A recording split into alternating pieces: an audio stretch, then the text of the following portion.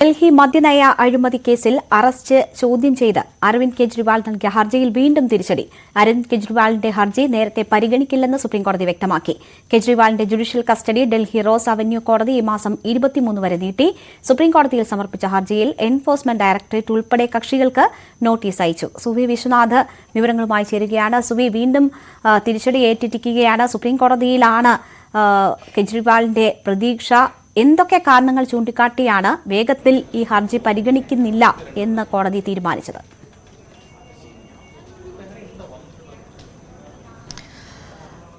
രേണുക, ഡൽഹി ഹൈക്കോടതിക്ക് പിന്നാലെ സുപ്രീം കോടതിയിലും ഇപ്പോൾ ഡൽഹി മുഖ്യമന്ത്രി അരവിന്ദ് കെജ്രിവാളിന് തിരിച്ചടി നേരിട്ടിരിക്കുകയാണ്. അദ്ദേഹത്തിന്റെ ഹർജി ഉടൻ അടിയന്തരമായി കേൾക്കണം എന്നാവശ്യപ്പെട്ടുകൊണ്ടാണ് സുപ്രീം കോടതിയെ അരവിന്ദ് കെജ്രിവാൾ സമീപിച്ചിരുന്നത്. എന്നാൽ അത് അടിയന്തരമായി കേൾക്കാൻ കഴിയില്ല എന്നാണ് ഇപ്പോൾ കോടതി പറഞ്ഞിരിക്കുന്നത്. ഹർജി വീണ്ടും 29-ന്, ഈ മാസം 29-ന് കേൾക്കാം എന്നാണ് പറഞ്ഞിരിക്കുന്നത്.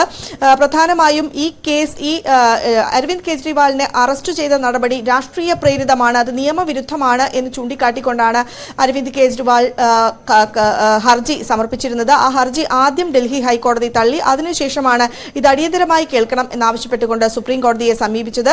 ഈ മാസം 19-നെങ്കിലും ഈ ഹർജി കേൾക്കാമോ എന്ന കാര്യം അരവിന്ദ് കെജ്രിവാളിന്റെ അഭിഭാഷകനായ മനു അഭിഷേക് സിംഗ്വി ചോദിച്ചു. പക്ഷേ അത് സാധിക്കില്ല എന്നൊരു മറുപടിയാണ് ഇപ്പോൾ സുപ്രീം കോടതിയിൽ നിന്ന് ഉണ്ടായിരിക്കുന്നത്. അദ്ദേഹം ഇപ്പോഴും ജയിലിൽ ജുഡീഷ്യൽ കസ്റ്റഡിയിൽ തുടരുന്ന ഒരു സാഹചര്യമാണുള്ളത്. അതേസമയം ഈ ഡൽഹിയിലെ റൌസ് അവന്യൂ കോടതി ഇന്ന് അരവിന്ദ് കെജ്രിവാളിന്റെ ഹർജി, അരവിന്ദ് കെജ്രിവാളിന്റെ കസ്റ്റഡി കാലാവധി പരിഗണിക്കുകയും ചെയ്തു. ആ കസ്റ്റഡി കാലാവധി ഈ മാസം 23 വരെ ആണ് നീട്ടിയിരിക്കുന്നത്. 23-ന് BRS നേതാവ് കെ കവിതയുടെ കസ്റ്റഡി കാലാവധിയും അവസാനിക്കുകയാണ്.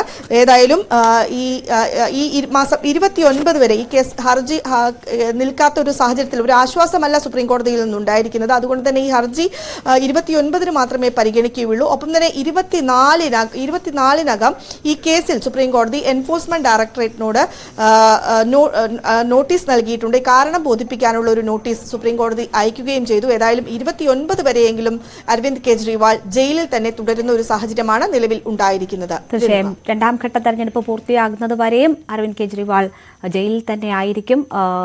കോടതി വേഗത്തിൽ ഹർജി പരിഗണിക്കേണ്ട എന്ന ഒരു നിഗമനത്തിലാണ് എത്തിയിട്ടുള്ളത്. സുവി വിശ്വനാഥാണ് വിവരങ്ങൾ നൽകിയത്.